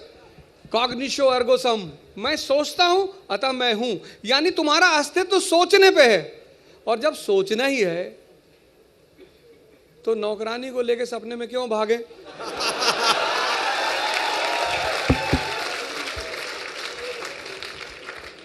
धार मिली। डेकार्ट्स पढ़ा, लाइबनीज पढ़ा, शंकर पढ़ा, वो धार मिली, धार। तो जो जंग लगी तलवार पड़ी थी कोंडा में, वो चमकना शुरू हुई इलाहाबाद से। और किसी के सवाल है? अच्छा बताइए। ज्योति इनको जो लड़कियां हैं सब पहले उनको दीजिए, सामने उनको दीजिए जी। नमस्ते सर, मैं श्री वेंकटेश्वरा कॉलेज में पढ़ती हूँ। सर मैं अभी अपना नाम बता दीजिए पहले आप। सर मेरा नाम अर्पिता है। तो मेरा डाउट ये है कि जैसे अभी हम कॉलेज स्टूडेंट्स हैं, तो लाइक एक कैरियर को फोकस करके ज़्यादा सिर्फ स्टडीज़ पे ध्यान दें, या फिर उसके अलावा लाइक बहुत सारी सोसाइटीज़ भी होती हैं हमारे कॉलेज में, और मैं ज़्यादातर हिस्सा भी हूँ सारी सोसाइटीज़ का। तो मोस्टली मेरा काम मतलब टाइम जैसे कि डिबेटिंग सोसाइटी हो गई या फिर नेशनल सर्विस स्कीम सोसाइटी है, इन सारी चीज़ों पे ज़्यादा जाता है। तो कभी कभी मुझे लगता है कि लाइक पढ़ाई पे उतना ज़्यादा मैं फोकस नहीं हो पा रही हूँ। तो लाइक बैलेंस करके चलना या फिर ये सब छोड़ के सिर्फ पढ़ाई पे फोकस करना ज़्यादा इंपॉर्टेंट क्या होता है एज अ कॉलेज स्टूडेंट? जैसे आपने कहा आपका भी ये बहुत सही समय है कि आप कैसे मतलब अपने फ्यूचर को आगे ले जा सकते हो। तुम्हारा बैकग्राउंड क्या है? ह्यूमैनिटीज नहीं, 10+2 साइंस। मिक्सचर और कंपाउंड में क्या फर्क है? What's up? भाई ऐसे नहीं, ऐसे। अरे ये कोई ट्रोलिंग का सेशन नहीं है, ये संवाद है। ये शोर मचा रहे हैं, इनको भी नहीं पता। कंपाउंड क्या है? कंपाउंड की डेफिनेशन दो।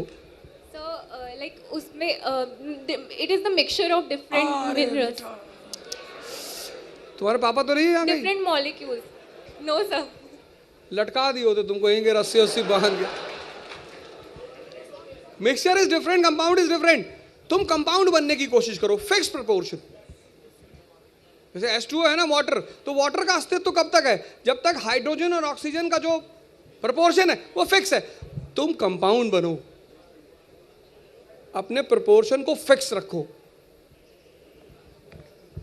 यही तो सीखना था पढ़ाई से। बैठो। हेलो सर, मिक्सचर मत बनो। मेरा नाम राजीव राघव है। Bye bye. राजीव गांधी राघव। राघव, अच्छा। सर मैं बिहार से हूँ और दिल्ली विश्वविद्यालय से आया हूँ। सर आप और मुझ में एक समानता है कि आप भी फेल हुए हैं और हम भी 12th फेल हुए हैं। सर मेरा प्रश्न ये है कि सर इतना कॉन्फिडेंस कैसे आता है, कुछ गुण हमें भी बता दीजिए, क्योंकि हम भी 12th फेल हैं और अभी दिल्ली विश्वविद्यालय में पढ़ रहे हैं। अरे अभी मैंने कहा चंबल की डकैती और अवधोजा की बकैती, तुम अपने आप को क्यों आप सभी लोग जो भी माइक हैंडल कर रहे हैं, मैंने देखा बहुत लोगों को कि मेरे वो सिग्नल का वेट अपना जीवन, जैसे मैं यहाँ आ रहा था, मुझे गमछा रखना था, रखा मैंने। तुम अपने जीवन की बहुत सारी डोर दूसरों को क्यों देते हो? जब तुमने बाल शेव करा रखा है, कैप उल्टी लगा रखी है, अब कोई कह रहा है घटिया लग रहा है, तुमने तुरंत उतार दी कैप। 90% लोग इसलिए डिमोरलाइज हैं क्योंकि वो दूसरे के हिसाब से खुद को ढालते हैं, अपने हिसाब से। अहम ब्रह्मास्मि। हमने इधर से 3 सवाल लिए, अब सवाल इधर से। नमस्ते सर, मेरा नाम मानस है। नमस्कार। आता हूँ आपके पास। सर आपसे ये पूछना था कि ये मार्क्स की मृग तृष्णा से लोग कैसे निकलेंगे, क्योंकि एक देश का आपने एग्जांपल दिया था एक बार जहां लोग एग्जाम नहीं लेते, मेरे ख्याल शायद इजराइल था वो देश। तो सर ये मृग तृष्णा में जो हम लोग फंसे रहते हैं कि 90, 95 कैसे सर? नहीं देखो, तुम किसी को मत निकालो, तुम खुद निकल जाओ, तुम आदर्श बन जाओगे ना दुनिया के। जैसे आज की डेट में मेरे बड़े सारे दोस्त अपने बच्चों को मेरे पास भेजते हैं जिनके पापा उनको मारते थे कि अब दोजा के साथ देख लियो तो चमड़ी उतार देंगे तुम्हारी। आज वो अपने बच्चों को मेरे पास भेजते हैं कि यार पढ़ा दो यार। हमने कहा हम last 2 questions please. Sonal. Hello sir, मैं उत्तर प्रदेश के बहराइच जनपद का निवासी हूँ। अरे वाह, क्या बात। सर मेरा प्रश्न ये है कि भावनाओं का नियंत्रण और भावनाओं का दमन, हम किसको इसमें अधिक प्राथमिकता दें और कैसे करें? ना तो दमन ना नियंत्रण, भावनाओं का रियलिस्टिक उपयोग। जैसे तुम देखो, तुम एक बड़ी छोटी सी एग्जांपल देखो, मिर्जापुर सीरीज देखी? देखा ना? अखंड आनंद को देखो, क्या भावनाओं का, अपने बेटे के लिए जितना प्यार है, ललित को समझ रहा है कि बेवकूफ आदमी है, उसके सामने हत्या हो रही है, क्या मैनेजमेंट है इमोशन का। कहता ना सीएम से कि अपने बेटे की कोई बलि चढ़ाता है। जिस दिन तुम इमोशन को उस लेवल पे मैनेज करोगे ना, तुम्हें पता होगा कि देना किसको। तुम देखो ये दिल्ली में ये ज्यादातर जो लोग भीख मांगते, कोई बच्चा लिए हुए है, कोई प्रेग्नेंट है, सड़क पे आ गया है। इसलिए जब तुम अर्बन शहरों में बहुत दिन रह लेते हो तो तुम्हारी काफी भावना मर जाती है। तो मारने नहीं देना है, उस होश में रहना है। कोई आके तुम्हारी तारीफ कर रहा है, समझ लो तुमसे काम लेने वाला है। माँ बाप कहाँ करते हैं तारीफ? 80 किलो वेट हो गया मेरा, तब भी मेरी माँ करी थी बहुत दुबले हो गए। अरे मैंने कहा यार, भावना का मैनेजमेंट करना है, ना तो उसका दमन करना है। और नमस्ते सर। सर मैं भी मेरा नाम कोमल है और मैं भी गोंडा से हूँ। अच्छा, बहुत अच्छी बात है। मैं बिल्कुल बिल्कुल गोंडा वाले ताली बजाओ एक बार। Thank you. मुझे आपसे ये प्रश्न करना था कि मैं भी हिंदी मीडियम से पढ़ी हूँ और मैंने भी रवि कुमार सिहाग हो गए, इन सबके इंटरव्यू सबके देखे, बट मुझे सबसे ज़्यादा कन्फ्यूजन रहती है कि मतलब हिंदी मीडियम से जैसे न्यूज़पेपर पढ़ो तो उसमें इतना टाइम टेकिंग होता है तो कुछ समझ नहीं आता है, और फिर मतलब ये जो एक जीके जीएस का पोर्शन है, ये चीज़ हम लोग कैसे करें? और हिंदी मीडियम के लिए मतलब आप कुछ बताइए। और मुझे आपसे ऑफलाइन क्लासेस भी लेनी थी, इसलिए मैं बहुत मतलब कोशिश करी आपसे बात करने की, कैसे? जी जब तुम लोग हिंदी मीडियम की कमियां गिनाते हो ना, तो तुम एक आदमी को डिमीन कर रहे हो, तो उसकी बुराई कर रहे हो, तो और उस आदमी का नाम है कुमार विश्वास। हिंदी मीडियम का आदमी बादशाह है इस देश का। कहीं भी खड़ा हो जाएगा, बोलेगा कोई पागल समझता है, कोई दीवाना कहता है। Expression, quality. हिंदी मीडियम बुरा मीडियम नहीं है।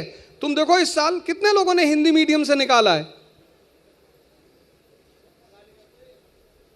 लेकिन हाँ, हिंदी मीडियम में क्या है कि जो पढ़ाई का अप्रोच है स्कूलिंग के लेवल पे, उस अप्रोच में ही थोड़ी सी कमी है। सीबीएसई का जो अप्रोच है वो दूसरा अप्रोच की पढ़ाई है। जैसे सीबीएसई की बुक्स अगर तुम उठा के देखो, कितना बढ़िया वो पहले डायग्राम बनाते हैं, फिर उसके नीचे क्वेश्चन लिखते हैं। जैसे मेरी बेटी पढ़ रही थी फंडामेंटल राइट्स, तो न्यूज़पेपर की कटिंग चिपका रखी है बुक्स में। फिर उसमें उन्होंने लिखा है कि what is the role of newspaper in promoting fundamental rights, मतलब क्वेश्चन करके फिर लड़के को सोचने पे मजबूर करते हैं। मैंने यूपी बोर्ड की किताब में ये नहीं देखा। यूपी सीबीएसई बोर्ड की जो किताबें हैं वो किताबों में क्वेश्चंस हैं, यानी वो बच्चे को सोचने पे खुद मजबूर करते हैं कि तुम सोचो फिर पढ़ो। तो हिंदी मीडियम ऐसा नहीं है बुरा मीडियम है, बहुत अच्छा मीडियम है हिंदी मीडियम, बशर्ते उसमें क्या है कि वही फिर मेन बात वही राइट अप्रोच की बात है ना। तो कोई बात नहीं, तुम मिल लेना मुझसे सेशन के बाद से। चलिए भाई सुनिए, ऐसे बहुत लंबा चलेगा, हम लोग अभी अब अगले सेशन में भी चलना है, सुन लो मेरी बात। एक सवाल ले लेते हैं, एक सवाल। प्रणाम सर, मैं सिद्धांत प्रकाश दिल्ली विश्वविद्यालय का छात्र हूँ। हाँ सिद्धांत, यस सर, मेरा सवाल ये है कि आजकल हम लोग देखते हैं कि न्यूट्रल अप्रोच की कमी दिखती है लोगों में, तटस्थ भाव नहीं है, तो उस कॉन्शियसनेस को जगाने के लिए, चेतना को जगाने के लिए आपका क्या राय है? नहीं, तटस्थ भाव नहीं होना चाहिए। महासमर में जो तटस्थ है वो तो मारा जाएगा। प्रैग्मेटिक भाव होना चाहिए, व्यवहारिक। तटस्थ भाव नहीं होना चाहिए, व्यवहारिक भाव। ये तुम गवर्नमेंट, तुम डीएम बन गए, तटस्थ थोड़ी हो सकते हो, तुम्हें एक डिसीजन तो लेना ही है ना। वो भाव, वो जो डिसीजन है वो व्यवहारिक होना चाहिए, प्रैक्टिकल, यूजफुल, है ना। तो उसके लिए तुम पढ़ोगे, पर्सपेक्टिव्स देखोगे। जैसे मैं देखता हूँ अभी, जैसे सिद्धांत भाई ने कहा कि आप मुगलों की बड़ी तारीफ करते हैं, तो एक इतना बड़ा पीरियड चला, 500 साल का पीरियड चला, और उसमें उन्होंने शासन किया अपना देश समझ के। अमीर खुसरो लिखता है कि मदरलैंड है मेरी, ये यही बगल में उनकी मज़ार है। जो पहली बार भारत को मदरलैंड मेडिवल पीरियड में कोई कह रहा है वो है अमीर खुसरो। तो हमें तटस्थता डेवलप नहीं करनी, हमें व्यवहारिकता डेवलप करनी। जैसे अशोक है, अब चाणक्य कहता है एब्सोल्यूट डेस्पोटिज्म, राजा को एब्सोल्यूट डेस्पॉट होना चाहिए। अशोक कहता नहीं, पैटर्नल डेस्पोटिज्म, डिस्पॉट होना चाहिए पिता की तरह। तो व्यवहारिकता का विकास करना है, तटस्थता का नहीं। भाई सुनो, रुक जाओ भाई, थोड़ा सा ऐसा है, हम लोगों को और भी सेशन करने हैं। मेरा सुन लो पूछ लेता हूं पहले। सुनो, ऐसा है ना, मेरा एक हम्बल रिक्वेस्ट है, बहुत सारे सवाल होंगे, सवाल कभी खत्म नहीं होंगे, हमको भी पता है, और मुझे भी ऐसे बीच में रोकना अच्छा नहीं लगता है, और इसलिए सुन लो। आप लोग आगे बैठ के सबसे सुन रहे हो तो पीछे वालों का भला किया जाए कि पीछे वालों को सवाल लिए जाए, ऐसे हम लोग मैनेज करते हैं। अब सुनो, ऐसा है, आवाज हो जाए सर, क्विज खिलाएंगे आप लोग को, ठीक है? कौन कौन खेलेगा? बढ़िया। अच्छा, आवाज हो जाए सर, आप सवाल पूछिएगा, जवाब अपने तक रखिएगा, हाथ उठेगा, हम लोग जिसके पास जवाब होगा वैसे 2-4 नामों के पास हम लोग माइक भेजेंगे और उनके जवाब सुन के आप उनको सही जवाब बता दीजिएगा। चलिए, हमारी क्विज की टीम रेडी है? भाई साहब, तुम लोग रेडी हो? चलिए सर, प्लीज स्टार्ट। बादशाह और सुल्तान में क्या फर्क होता है? इनको माइक दो, इनको। हमारा वीडियो देखे हो तो मत बोलना। और माइक वापस भी कर दिया उसने। कोई बात नहीं, इनको दीजिए, ईमानदारी को इनको एक गिफ्ट दे दीजिए पहले। गुरु, इनको ईमानदारी का एक इनाम दो पहले। इन्होंने माइक वापस भी कर दिया। हाँ, इनको दीजिए। नमस्कार सर, मुझे एग्जैक्ट तो नहीं पता, मैं गेस करना चाहता हूँ अगर आपकी परमिशन हो तो। सुल्तान सर, जहाँ तक इल्तुतमिश ने पहले लिया था, कैलिफ को लेटर भेज के कैलिफ वहाँ का उनको ये जब स्लेवरी से रिलीज़ कर देता था तब वो सुल्तान का टाइटल लेते थे, और बादशाह टाइटल मतलब एम्परर के रूप में बाबर ने लिया था शायद। ये सही जवाब है दोस्त? नमस्ते सर। जवाब सही है ये? जवाब थोड़ा सा मैं और ऐड करूंगा इसमें। हाँ, ऐड करो। तो सुल्तान के लिए 2-3 चीज़ें ज़रूरी है। पहला, उसे जो खलीफा होते हैं उनसे एक पत्र लेना पड़ता है सुल्तान के लिए। दूसरा, उन्हें मस्जिद में नमाज पढ़वानी पड़ती है जितने भी पहले के सुल्तान रहे उनके नाम से। तीसरा, उन्हें सिक्के चलवाने पड़ते हैं अपने नाम के। और एक मिस कर रहा हूँ सर मैं, इसके अलावा सर बादशाह जैसे बुलाया, उसको पहले हम पादशाह के नाम से जानते हैं और फिर वो बादशाह बोल लेते हैं, मतलब अकबर के टाइम से शुरू हो गया था। हाँ, चलिए, क्या है सर, सही जवाब बता दीजिए। सुल्तान का मतलब होता है डेपुटी, प्रतिनियुक्त, और बादशाह का मतलब या बादशाह का मतलब होता है सोवरेन, संप्रभु, उसके ऊपर कोई नहीं है। अब देखो ये क्वेश्चन मैंने कितना छोटा सा सवाल मैंने किया, तुम इतने बड़े बड़े जगह पे आ गए हो, ग्रेजुएशन पोस्ट ग्रेजुएशन। तो अब एक बात याद रखना, अब किताबों में अंडरलाइन मत करना, जो चीज तुम्हें समझ में ना आए वहां क्वेश्चन मार्क लगाना। सर इनमें से कोई भी सही जवाब दिया कि नहीं दोनों जने में से? नहीं, थोड़ा सा इसने कोशिश की। पकड़ाओ भाई दोनों जने को, उसने नंबर भी एक्सटेंड किया। दो दो दो इनको। आय गजब। हाँ उनको भी दीजिए। हाँ आते हैं आते हैं। हाँ। सर आप ऐसा सवाल पूछिएगा ना थोड़ा सा कि इसमें एक्सप्लेन करना ना पड़े इनको। ठीक, प्रीलिम्स टाइप का। भारत का मतलब क्या होता है? एक सेकंड, आते आते आते आते आते हैं, रुक जाओ रुक जाओ रुक जाओ रुक जाओ। कितने लोग को पता है यहाँ पे भारत का मतलब? एक मिनट सर, इनको इनको सर ठीक ठीक। नमस्कार सर, मैं गोंडा जिले से हूँ। अरे वाह। मेरा नाम यश मिश्रा है सर। दरअसल भारत का वर्णन करना तो इतना आसान नहीं है। मतलब भारत का मतलब हिंदुस्तान। हाँ आप बताइए, आप भारत का बताइए। मतलब संस्कृति। सर सर एक सर हो मतलब गया सर। हाँ एक सेकंड शांत रहिए, आप बताइए सर।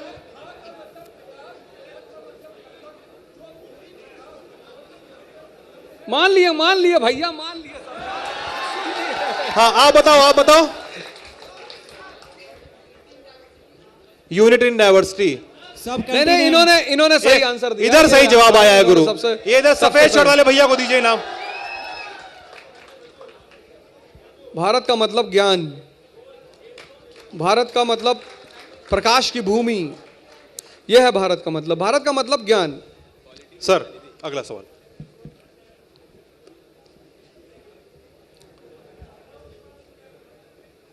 मॉडर्न पीरियोडिक टेबल और मेंडलीव पीरियोडिक टेबल में क्या फर्क है? हाँ बताइए खड़े। मॉडर्न पीरियोडिक टेबल और मेंडलीव पीरियोडिक टेबल में क्या फर्क है? हाँ आप बताइए सर, पहले आप बताइए, पहले आप माइक दीजिए उनको भाई। ये लीजिए, इस पे बोलिए। सबसे पहले मैं ओझा सर को सत प्रणाम करूंगा। मेरा नाम अभिषेक यादव, मैं आजमगढ़ से आया, उत्तर प्रदेश से। सर जो मॉडर्न पीरियोडिक टेबल है वो जो उनके आवर्त होते हैं उनके सर थोड़ा सा मैं वर्ड एक्सप्लेन करना चाहूँगा। जो मॉडर्न जो सर कोई बात नहीं, तुमसे बाद में पूछेंगे, इनसे पूछो भाई। इनको मेंडलीव का जो पीरियोडिक टेबल है सर, इनको दीजिए भाई, इनको माइक दीजिए।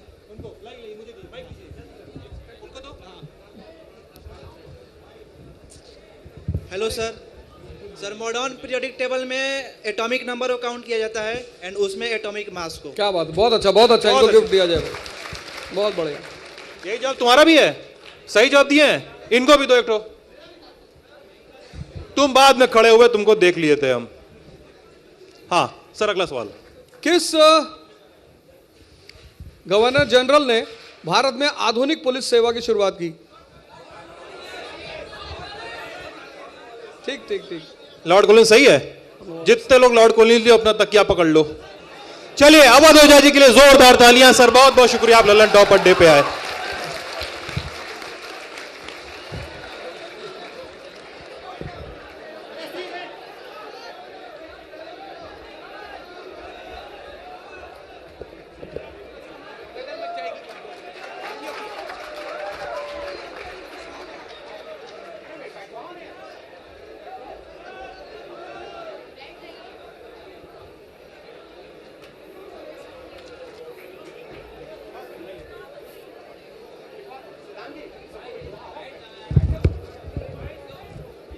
ये अव्यवस्था ना किसी आपके ना काम की है ना हमारे काम की, इसलिए बैठ जाइए सभी लोग।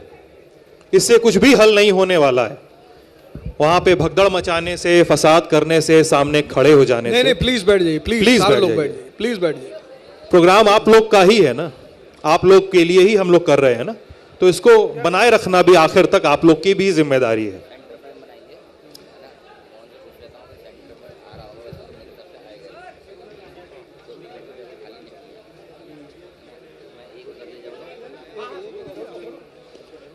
जिन लोगों के क्वेश्चन के जवाब नहीं दिए सुन लीजिए, वो मेरा टेलीग्राम चैनल है अवध ओझा ऑफिशियल, उस पर वो आ जाएं, वहाँ मुझे क्वेश्चन डाल दें, और या फिर मेरा व्हाट्सएप नंबर लिख लें, वो उस व्हाट्सएप नंबर पर भेज देंगे।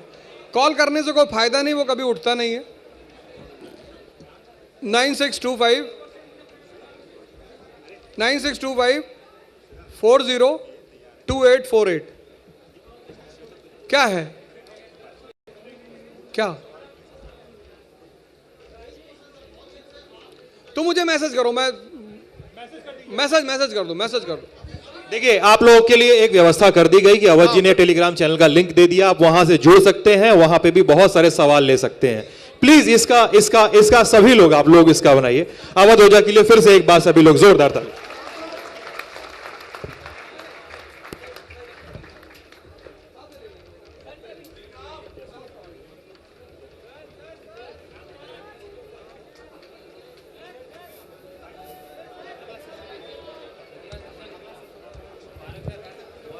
स्टैंड अप प्ले होगा।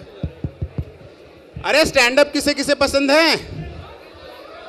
तो कहां जा रहे हो भाई?